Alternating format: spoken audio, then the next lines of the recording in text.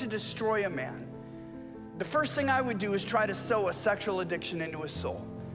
Doesn't matter what kind, strip clubs, porn, out of control fantasies, affairs, it doesn't matter, because the very thing that God created to unite a husband and wife begins to pull them apart.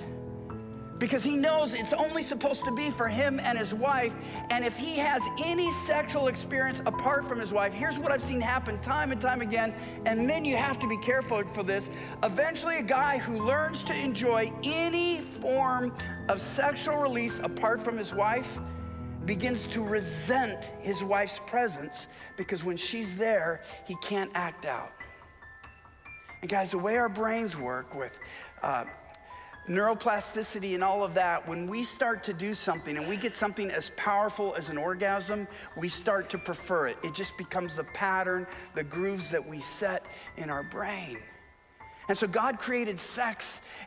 What it does with oxytocin, it renews a husband's affection for his wife. It makes literally his wife appear more beautiful than any other woman and other women less beautiful. All of those things in marriage, sex does wonderful things. Outside of marriage, sex makes a man resent his wife, because when she's there, he can't do what he really wants to do. It is demonically evil and catastrophically injurious. Any sex life apart from our wives turns us into. I've seen it destroy guys' jobs, working with one guy who was spending 30 hours a week trolling for images. And some guys, they can't pray on scriptures. They can't meditate. As soon as they close their eyes, images of what had happened or what they've seen. The reality is, I want both husbands and wives to hear this. Sex will incredibly bless you. The Song of Songs 1:9, it will energize you. It will make you connected to your wife. You'll be more connected to your kids. You'll be free, because sex in marriage ennobles you. It energizes you. You're going to probably be more successful in your job. You're going to have a clear conscience to pray. But the reverse, it can ruin you.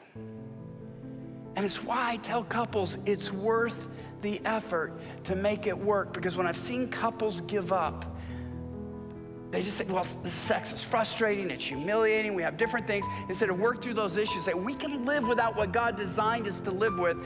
And I've seen the failures time after time. For a while you make it. But when God made us sexual beings, we tend to act out in sexual ways. And I've seen far more marriages wrecked, because a couple decided arrogantly, I believe, we can live without this great tool of marital intimacy. And instead, the very thing that God created to bring them together is a tool that Satan uses to pull them apart.